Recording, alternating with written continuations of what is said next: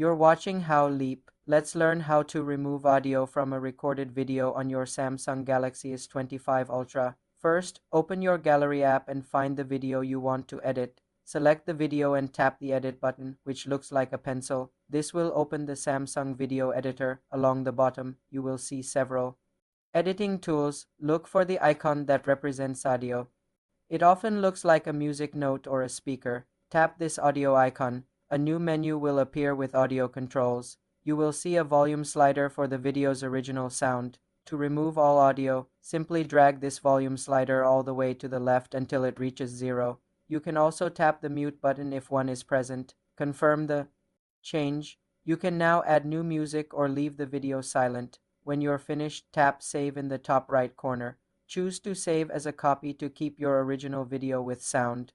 The new video file without audio will be saved to your gallery.